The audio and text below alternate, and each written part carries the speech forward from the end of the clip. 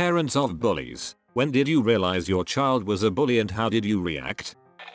My son was a bully. First grade I started getting noticed from his teacher that he was throwing sand at girls and stabbing people with a pencil. I talked to him and he had crazy first grade reasons like she was being mean first. I told him it's not cool and to knock it off. Every teacher meeting I would tell them to let me know and I'll punish him. Second grade. I meet the teacher. I warn her that I think he's a bully and to watch him. Same, it starts happening. But now he's being mean to specific people. Anyone that can't run fast, etc. I'm thinking to myself, I can't watch him all the time. What do I do? At home I start punish him, but it doesn't really do anything. All teacher conferences main agenda is bullying. Third grade. I meet the teacher and warn her we have a bully on our hands. Same crap happens. I'm reading a book on the subject and I read a passage that says if you call a kid a bully he leaves up to the role. Let the experiment begin. From that day I stopped calling him a bully and started saying things like you're going to help your teacher today, right? You are a good boy. Make me proud by being a helper. Almost night and day. The calls stopped. The next teacher conference, the teacher said how helpful he was. He's in 8th grade now. No bully calls. I make him do volunteer work weekly just in case. He still does crazy crap like attacking kids that are mean to girls, but no bullying. I don't know if I caught it in time or if my kid just needed coaching, but it worked. It's called the self-fulfilling prophecy and happens a lot with kids. You believe that he's a bully and people tell him he is and soon he believes it and feels like he can't change. Happens with adults too. Especially if the person who is negatively defining, stereotyping you is someone you look up to. I hope self-fulfilling prophecies don't apply to usernames though. You know. For your sake. They apply to my username. You should know that one of the major forming factors for bullies can be parents paying no attention at all, so the replies you get may be limited by that. I completely agree. It's not a valid excuse, but it is a reason. Every bully I've met had troubles at home. It wasn't always parents not paying attention. Sometimes it was toxic parents paying too much attention so they got criticized to the extent they took it out at school. Bullying is often more of a dysfunctional attempt at socializing than it is real sadism or manipulation. It depends on which bullying problems you're looking at, of course. But lots of it like harassment, teasing, targeting peers that are perceived as weaker is actually an attempt to force camaraderie with others by creating an us versus them environment. I know this is about bullying, but I can't stop thinking about the parallels between your explanation and current forces in the racial, political climate. Is it really that simple, and the grown-ups are still just playing out these childish games? Bullies. Hun. Yeah, it can get even more weirdly simple if you dig into other dysfunctional behaviors that almost everything links to either deficient or aberrant empathy skills. But you've definitely picked up on a piece of wisdom. Often when people are helped out of things like white supremacist groups, cults, or other insular groups that tend to lash out, they will talk about their real motivation to be there as a need for purpose and camaraderie. Us versus them is an intense force on the human psyche. You can see it in simpler stuff like PC versus console or skis versus snowboard. It creates that weird feeling of belonging. But the feeling is artificial. The other members of the KKK or whatever will definitely stab you in the back, and you sort of know it. That's why groups with less trustworthy members get more and more violent and partisan. The only way to get that sweet belonging high is to keep turning up the unifying hatred volume. All I know is that my wife is a teacher, and when she tells parents about their kid being mean, or a bully, or anything bad, they just say it like he doesn't do that at home. He's a good boy, you must be lying. All the other kids are lying. The parents at her school are affluent and can do no wrong. Parents, please listen to your children's teachers. My nephew's a bully. I saw it coming though. My sister's non-existent in his life. He and my brother-in-law are separated from my sister. Honestly, she's a piece of work.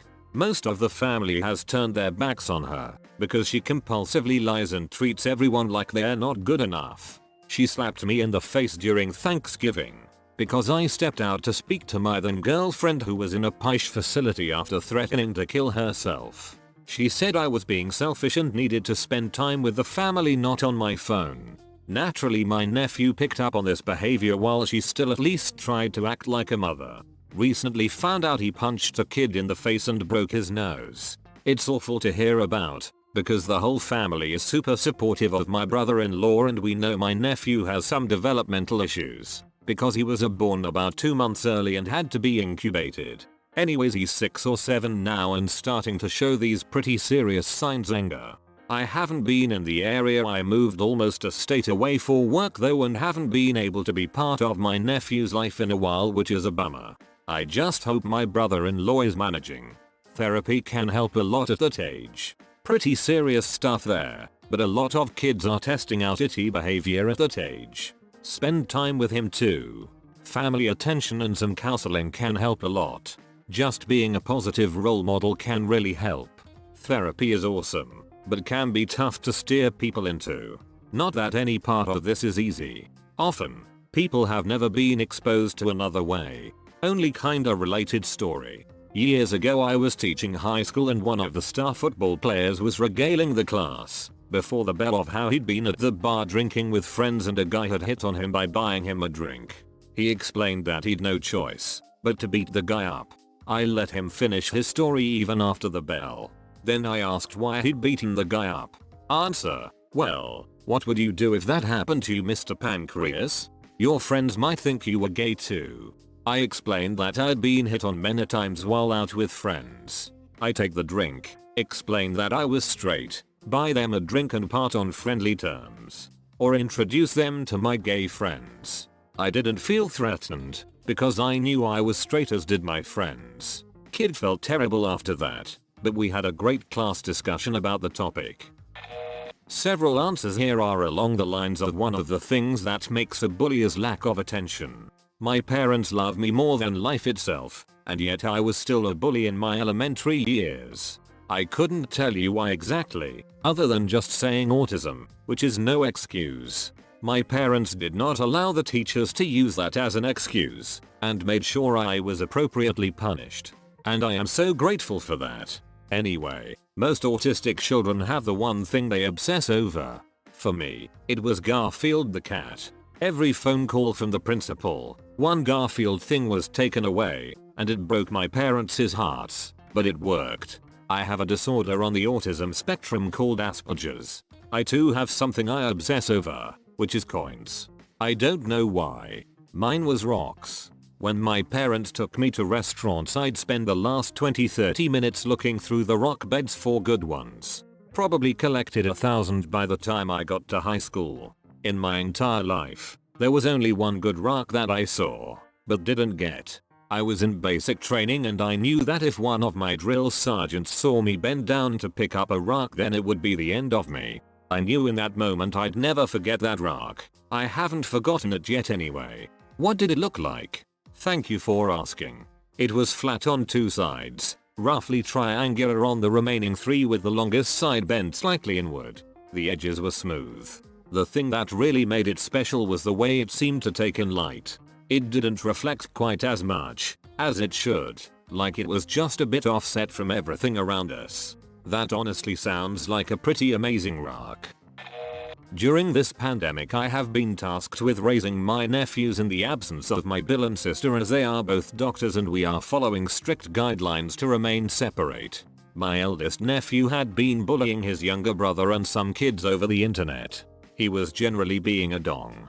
I immediately realized that he was a bully, but also hurting, but I didn't give him any excuses for his bad behavior. I made sure to be vocal and reprimand him every time he was crossing the line or being even vaguely inappropriate towards his brother. We started to have regular conversations on where his sour attitude was coming from, and at first it just seemed like he was born to be an ALA, but I persisted. After a while he opened up to me and he started to feel like he was being heard, and was then able to explain to me that he felt like he was a disappointment to our family as we are all fairly academic and successful in our professional lives, and he was worried since he isn't so academically inclined. He was also insecure about his sexuality because his voice was still childlike and not like his friend's little brother, so he thought that made him gay. We obviously tapped into, worked on that homophobic thought, and was therefore being overly aggressive and macho. He felt like he was the ugly, dumb older brother who could never do right compared to his younger brother. He also felt insecure about his lack of hair growth, both facial and down below. I can honestly say that in the past few months he has been with me, he has drastically changed, because I took the time to listen and give him all the love I had for him. I apologize for not making him feel more loved, not showing him how much I loved him and how important he was to me and his parents. We had a family Zoom chat with his parents and discussed all his frustrations and upsets with his parents, siblings and even me. We all agreed to praise him more and to view his achievements with enthusiasm and pride it deserved. We assured him that he will never ever be compared to anyone else again. Honestly, in a few months he went from being this annoying always badass kid to the kid I always knew he was deep down. He now is helpful, kind and very fun to be around. He has stopped bullying his brother. They not only get along, but have started to be like friends, and we issue letters of apologies to the kids he was bullying. Initially he wanted to text them, but I persuaded him to reconsider. All the kids were gracious enough to accept his written apologies. Sometimes kids need to be reminded loudly and often how loved and wanted they are. Round of applause for you. Don't underestimate the difference you have made for his future. Round of applause for my nephew for doing what few adults can do. He recognized his own hurt and the hurt he was causing, asked for help, even if I had to push him on it, and then fixed it so that he doesn't continue hurtful ways, and he did all of that at 15, which certainly deserves praise. Honestly, I am just so sorry that we failed him for so long, but I am also extremely grateful that he chose to not only forgive us, but to love us despite it. As a family we have grown and learned that we all have different ways of feeling loved, and we have started to love each other in the way each of us needed.